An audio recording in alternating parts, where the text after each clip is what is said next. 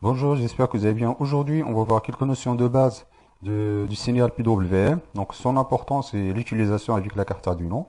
Donc, un signal PWM, c'est équivalent à un signal carré avec un rapport cyclique différent de 50%.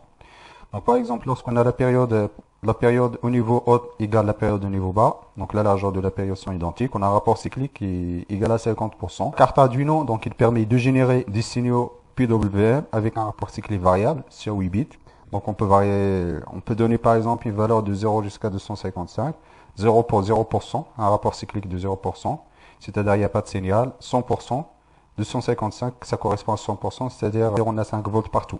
50% on a un signal carré. Donc on utilise les signaux PWM, tout ce qui est l'asservissement d'une machine. On peut utiliser par exemple pour commander la vitesse d'une machine, pour générer les signaux de commande, pour agir sur la vitesse, pour asservir la vitesse, la position. On les utilise également dans les convertisseurs statiques, ça peut être des convertisseurs DC-DC, des alimentations à découpage. Et également, on les utilise pour DC-AC, des convertisseurs par exemple de signal d'une alimentation contre une alimentation alternative, comme on dit l'heure, d'une alimentation alternative en alimentation continue, comme alimentation, ou bien en AC-AC, ce qui sont les gardateurs. Donc le nombre de sorties, donc ça diffère en fonction de la carte Arduino. Donc par exemple ici pour la carte Arduino Uno nominée, on a environ 6 sorties PWM. Donc il y a 4 sorties qui ont une fréquence d'environ 490 Hz, c'est-à-dire la fréquence du signal PWM. Ici pour les pins 5 ou 6, on peut aller jusqu'à 980 Hz. Pour l'Arduino Mega, on a environ 15 sorties PWM. Donc ici, comme vous voyez ici, donc la fréquence, c'est déjà une limitation d'utilisation de la carte Arduino. Donc on verra tout à l'heure la fonction qui va nous permettre de générer un signal PWM. Donc on va passer maintenant à un exemple. Donc on va utiliser un exemple qui permet d'agir sur l'intensité du LED en fonction d'une entrée analogique en utilisant le signal PWM.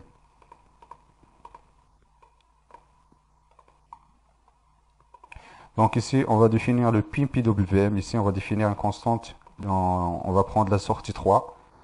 Ensuite, on va définir deux variables. Il y a une variable qui contient l'entrée analogique à 0, la tension au banc du potentiomètre. Ensuite, ici, donc c'est la sortie PWM qui est sur 8 bits. Donc la valeur, ça peut varier entre 0 et 255. Donc cette valeur-là, ça correspond exactement à l'échelle du PWM. Ensuite, on va initialiser le port serré pour qu'on puisse observer la valeur de l'entrée à 0. Donc on va faire varier le potentiomètre et l'observer en même temps en utilisant le port serré. Dans la boucle principale, donc ici donc on utilise analog grid pour lire l'entrée analogique à 0. On va lire la valeur de la tension au banc du potentiomètre. Donc ensuite on va envoyer cette valeur-là. Donc cette valeur-là, ça peut varier de 0 jusqu'à 1023. Donc c'est-à-dire 10 bits. Donc on va d'abord convertir 10 bits en 8 bits. Donc ici parce que la valeur ici du PWM, donc il ne supporte que des valeurs qui sont sur 8 bits. Du coup on va faire un décalage à droite de 2 bits. Du coup on va passer de 10 bits. Donc ici on va passer de l'échelle 01023 vers l'échelle 0255.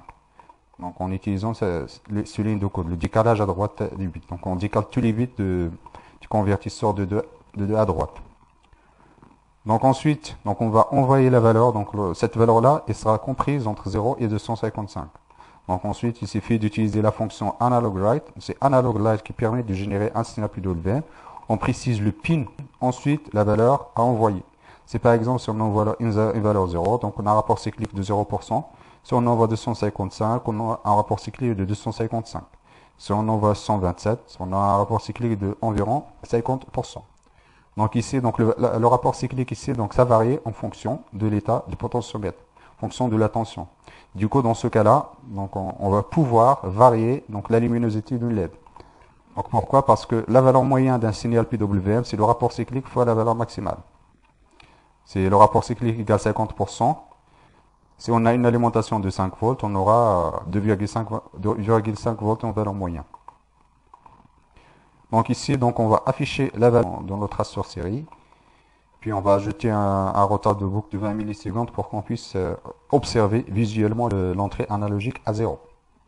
Donc on va compiler le programme. Ensuite on va transférer. On va d'abord observer le traceur série. Donc voilà là, donc là on observe l'état de la LED. Donc je vais faire varier le potentiomètre. Voilà. Donc là, je vais réduire la fenêtre. Donc je vais faire varier le potentiomètre vers le bas. Donc là, on constate que la luminosité de la LED, donc ça baisse. Donc la LED ici, donc là je remonte. Donc ici, dans le traceur série, donc on voit, donc quand je remonte, donc la tension ça monte, ça monte. Ainsi la luminosité de la LED. Voilà. Je vais bientôt arriver à la valeur max. Donc ici, c'est 900, on va bientôt arriver à 1000, 1024. Voilà, donc là j'arrive. Là, il y a un fonctionnement anormal lorsque j'arrive à la valeur maximale, donc le potentiomètre ça déconne. Donc là, ce sont des potentiomètres ici. Donc là, je descends. Là, j'arrive bientôt à 0. Voilà. Donc là, j'ai utilisé un potentiomètre direct. J'ai pas utilisé les résistances dans les pattes vers la masse ou bien vers les lignes. Donc c'est toujours mieux d'utiliser une résistance. Je descends. Je remonte. Je descends. On va passer maintenant aux limitations de la méthode. Donc la limitation, c'est la fréquence. Donc la fréquence, on a une fréquence qui est limitée à 490 ou bien 980. Également, tout ce qui est les sorties séquentielles, c'est-à-dire, donc là, on utilise la fonction analog write. C'est par exemple, on va générer plusieurs sorties, donc on est obligé de dupliquer la fonction plusieurs fois. En revanche, lorsqu'on va générer cette sortie-là suivie de celle-là, donc il doit y avoir une latence entre les deux. Donc par exemple, imaginez si vous avez 20 sorties que vous les gérez en même temps. Donc c'est également une limite si vous avez besoin par exemple de générer des sinus synchrones avec une précision importante de microsecondes voire quelques centaines de nanosecondes. Donc on verra dans une prochaine vidéo donc comment agir sur la fréquence. Comment agir sur la fréquence du PWM. Donc on peut monter en fréquence. Également comment générer des sorties synchrones. Si vous avez des questions ou des propositions, n'hésitez pas à les mettre en commentaire. Je vous remercie de votre attention.